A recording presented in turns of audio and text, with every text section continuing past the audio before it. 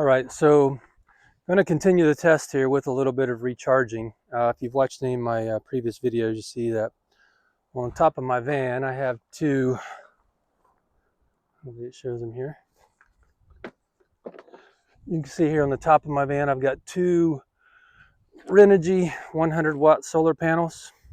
So just to let you know what kind of day it is, it's a really pretty day. It's December 1st, it's about 25 degrees outside.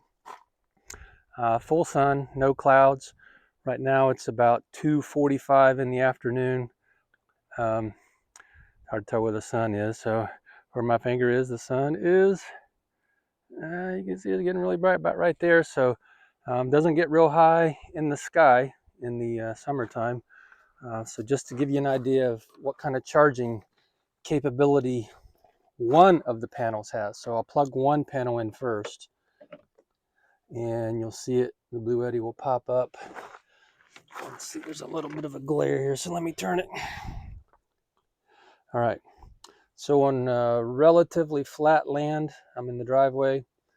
I just finished this blue eddy discharge test, my 3-hour camping test, and it took it down to 76%. And right now it is charging at 36 watts. So that's basically an hour. It'll, throw back 36 watts into the power station per hour. Now immediately you'll see what happens when I go back to two panels. So all I do is lay it out here. It's really nothing more than a Y splitter. So both solar panels, each solar panel will plug into one input, and then I'll plug this into the power station. All right, so now we've got both panels plugged in, and took it up to about 67 watts. So the sun is definitely not hitting the solar panels directly, which provides optimum charging when the sun's hitting the panels directly. Right now it's probably at about I don't know, I'm guessing about a 35 to 40 degree angle at best. And so all it can produce is 70 watts. However, on the best day with one panel, I typically only get about 67 watts.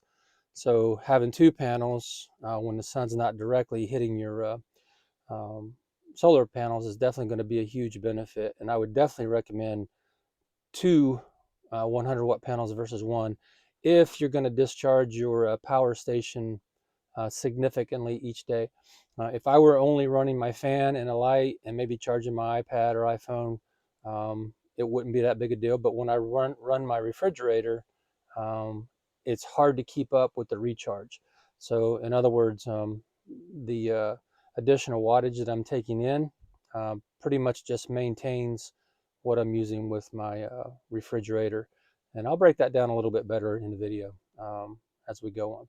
What I'm going to do now is I'm going to drive. I got a pretty steep bank going down into my front yard, and I'm going to pull the van down onto that bank and stop, and it should significantly increase the amount of wattage that I'm taking in. It's my theory anyway. We'll see if it holds up. So I'll do the same test on an incline. I'll do one panel first and then a second panel to see what my input rate is. All right, so I've got the van pulled down. I'm guessing this is probably about a 15 degree incline. So we'll see how that affects the charging rate with the solar panels. So I had it connected with two. We'll go ahead and it's right now. So just changing the angle took it to 95, 94 watts input.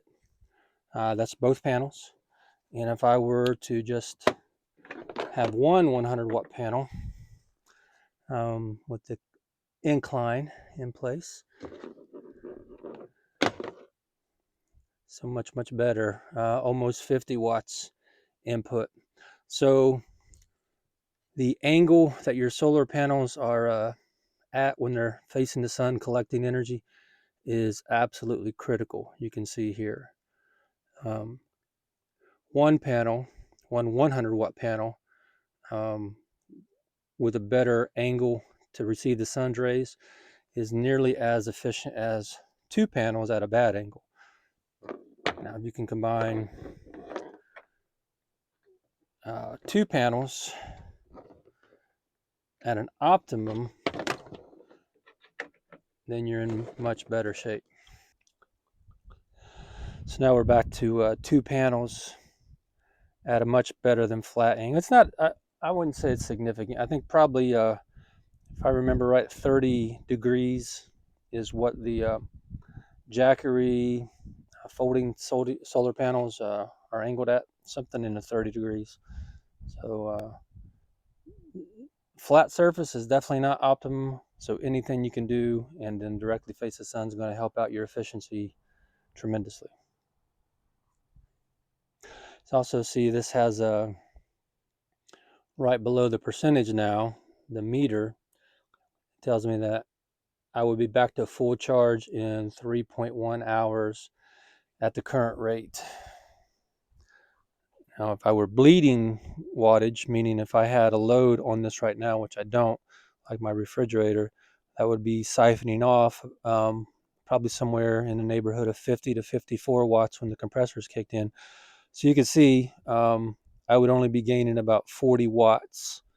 And on a power station that has a max capacity of 1,152 watts, adding 40 watts an hour, in 10 hours, you're only going to gain back 40 or 400 watts at an optimum angle. And you're going to need something a little better than that for sure, if you want to use this as your sole supplier of energy and run all your functions, fans, refrigerator, etc.